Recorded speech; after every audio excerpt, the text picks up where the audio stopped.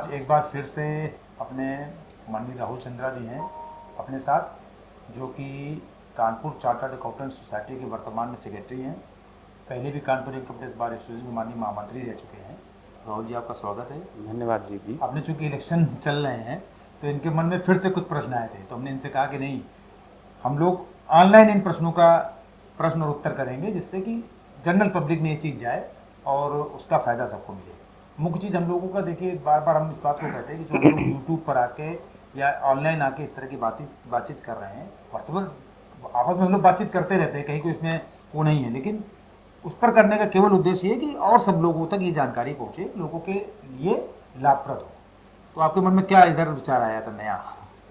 वैसे तो अपने प्रोफेशन के प्रति बहुत सारे विचार हैं हमारे मन में, लेकिन अभी मैं आपसे केवल एक चीज़ डिस्कस करना चाहूँगा कि अपने यहाँ जो पीयर रिव्यू ऑडिट चल रहा है, जो चार्टर्ड अकाउंटेंट फर्म्स जो हैं, हमारी चार्टर्ड अकाउंटेंट फर्म्स को ऑडिट करती हैं, उनकी क्वालिटी सब चेक करती हैं, इसके बारे में हम आपका थोड़ा सा व्यू लेना चाहेंगे कि आप इसके बारे में कहते हैं, क्या समझते हैं?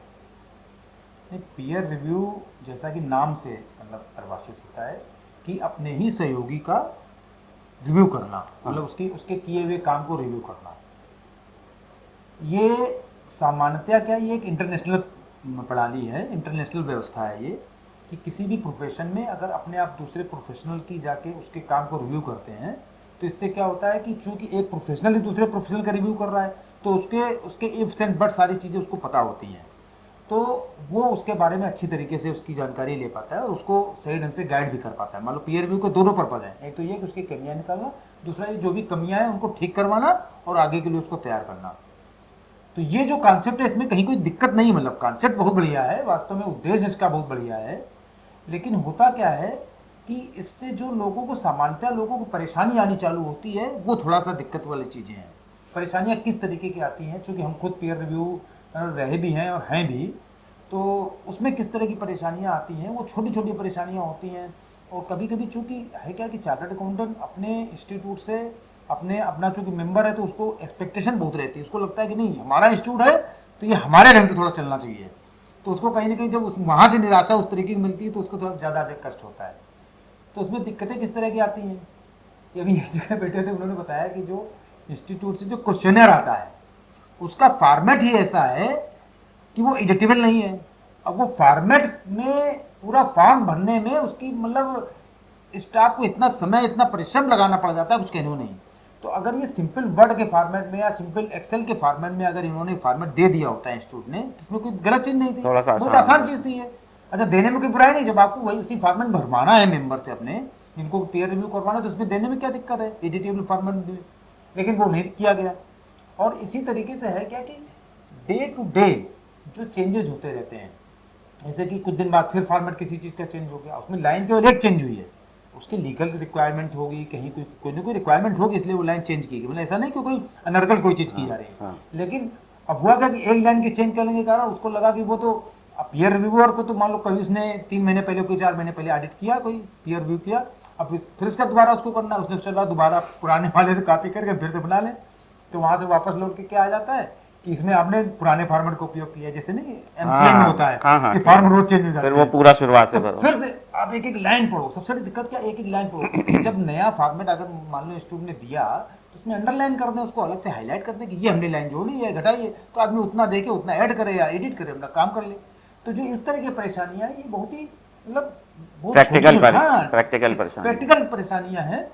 और दूसरी सबसे बड़ी बात क्या है कि आप जो है, जैसा हम हमेशा कह रहे हैं कि छोटे और बड़े प्रैक्टिशनर दोनों में आपको अंतर करना पड़ेगा। ये चीज़ हर जगह, चाहे प्रैक्टिशनर्स में, चाहे इंडस्ट्रीज में, चाहे कहीं भी कैटेगरी डिसाइड करनी पड़ेगी।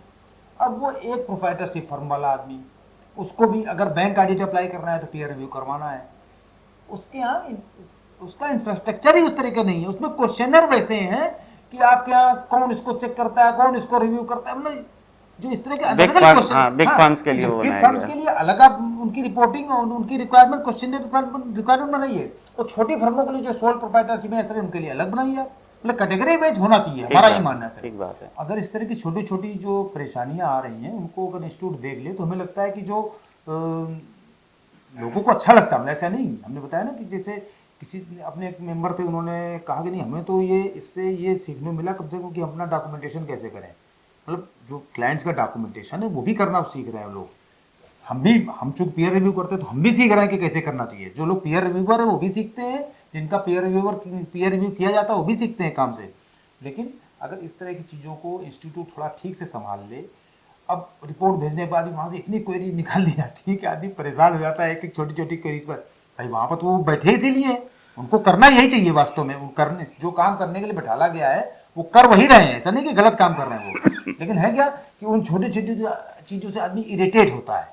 तो कुछ ऐसा बन जाए इजी मोड, थोड़ा इजी मोड में हाँ हो इजी जाना। मोड में हो जाए, कुछ ऐसा डायरेक्ट कहीं कन्वर्सेशन का माध्यम मिल जाए कि जो मान लो वहाँ से क्वेरीज भेज रहे हैं तो उसको समझाने वाला कोई, बातचीत करके समझाने वाला कोई व्यक्ति हो, इस तरह की कोई व्यवस्था हो जाए। कुछ ना कुछ इस तरह के बनाना पड़ेगा कि अपने मेंबर को थोड़ा सुविधा लगे, बस, ठीक बात है ना। तो अगर कंफर्ट लगेगा तो हमें लगता है ये चीज़ ठीक है, इसमें कहीं की बुराई नहीं है। और चूंकि अंतर्राष्ट्रीय स्तर का इंस्टीट्यूट है, अंतर्राष्ट्रीय मानक हैं ये पीयर रिव्यू के, तो इनको करना ही पड़ेगा, आज नहीं तो कल करना पड़ेगा। तो पहले से अपने इंस्टीट्यूट ने चालू कर दिया, बहुत बढ़िया चीज़ है।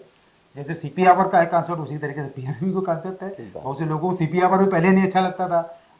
हमारे जैसे आदमी तो केवल सीपी आवर इसलिए अच्छा लगता था कि भाई वहाँ पर लोग मिलने को मिलेंगे, क्योंकि भाई ऑफिस में आप बैठे हुए हमेशा, कहीं आप जा ही नहीं पा रहे किसी से मिलने के लिए, तो कम से कम इसी बहाने सब लोग एक दूसरे से मिल रहे हैं। तो इसी तरीके से पीयर रिव्यू भी ऐसी चीज़ है जिससे कि हम अपने काम को और बेहतर ढंग से करने की प्रेरणा पाते हैं। मतलब हमें तो ये लगता है ये अच्छी चीज़ है।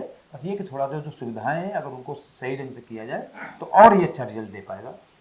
आप आए और इतने एक कठिन विषय, हम कठिन इसलिए कहेंगे कि सामान्यता है क्या कि पीयर रिव्यू लोग करते भी हैं और करवाते भी हैं, लेकिन जो उसके टेक्निकलिटीज होती है उसमें थोड़ा सा लोगों को ध्यान कम जाता है इन सब चीज़ों पर। आपने उस विषय पर प्रश्न पूछा, इसके लिए आपका बहुत बहुत धन्यवाद। धन्यवाद दीप जी।